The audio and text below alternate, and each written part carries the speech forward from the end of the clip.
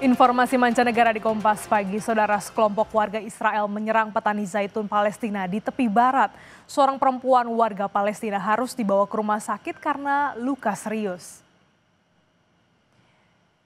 Tanpa alasan yang jelas, sekelompok warga Israel menyerang para pemetik zaitun dan aktivis Palestina di tepi barat pada Minggu waktu setempat. Secara tiba-tiba, mereka mengejar petani dan memukulnya dengan tongkat. Seorang petani perempuan kritis dan harus dibawa ke rumah sakit. Padahal para petani ini tengah memanen zaitun di lahan dan kebunnya sendiri. Sejak pembunuhan Amer Rabe, remaja Palestina berusia 14 tahun oleh pasukan Israel di tepi barat, serangan warga Israel terhadap pemukim Palestina berlangsung tanpa henti. Bukan hanya membunuh, warga Israel juga membakar mobil dan permukiman warga Palestina. Menurut PBB, pada paruh pertama 2025 telah terjadi 757 serangan di tepi barat oleh warga sipil dan militer Israel.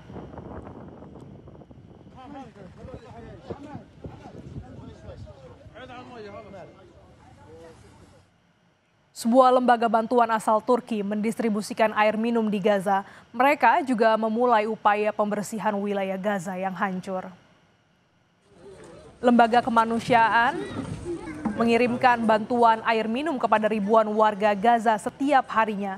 Lembaga ini juga telah memulai upaya pembersihan dari puing-puing dengan tim beranggotakan 160 orang.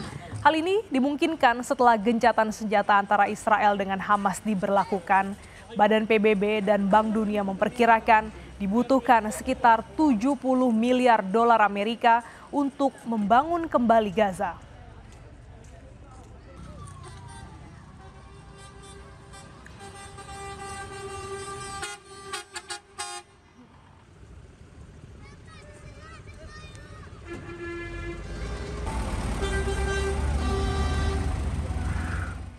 Di tengah gencatan senjata, sejumlah korban tewas akibat genosida oleh Israel di jalur Gaza justru terus meningkat menjadi 68.000 orang lebih, sementara 170.000 warga terluka. Otoritas Kesehatan Gaza menyebut jumlah korban tewas tercatat 68.234 orang.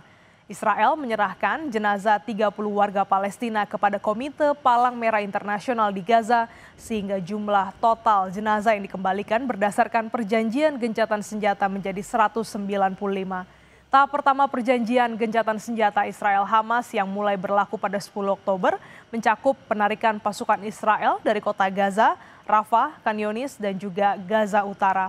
Pertukaran sandera dan tahanan serta pembukaan 5 penyeberangan untuk bantuan. Meskipun ada gencatan senjata, otoritas kesehatan mencatat lebih dari 80 warga Gaza telah terbunuh dan 300 lainnya terluka sejak 11 Oktober.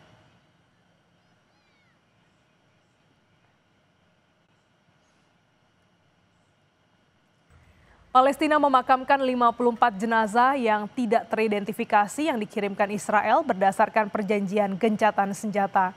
Palestina menerima 54 jenazah yang dikirimkan Israel dalam kondisi rusak. Karena kondisi yang tak memungkinkan serta tak adanya alat pengujian DNA, 54 jenazah yang tak teridentifikasi ini sebelumnya diangkut menggunakan ambulans, di mana jenazah disolatkan terlebih dahulu untuk dimakamkan di Deir al-Balah.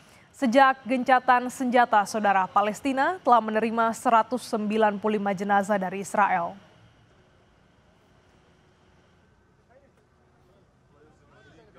اليوم بدفن 54 جثمانا من جثمين أبناء شعبنا الفلسطيني الذين سلمهم الاحتلال الإسرائيلي. هؤلاء هم شهداء الدفعة الأولى والدفعة الثانية، وهم عددهم 90 جثمان. تم التعرف على 36 جثمانا وتم دفن هذه الجثامين التي تم التعرف عليهم. تبقى 54 جثمانا للأسف الشديد. Identifikasi jenazah yang dikirimkan Israel ke Gaza mengalami kendala. Sampel DNA 54 jenazah yang dimakamkan kemarin sebelumnya sudah diambil otoritas medis, namun pengujian tertunda karena adanya penutupan perbatasan yang berimbas pada terhambatnya kedatangan alat yang diperlukan. Otoritas mendesak masyarakat internasional membuka perbatasan untuk mengizinkan masuknya peralatan tes DNA.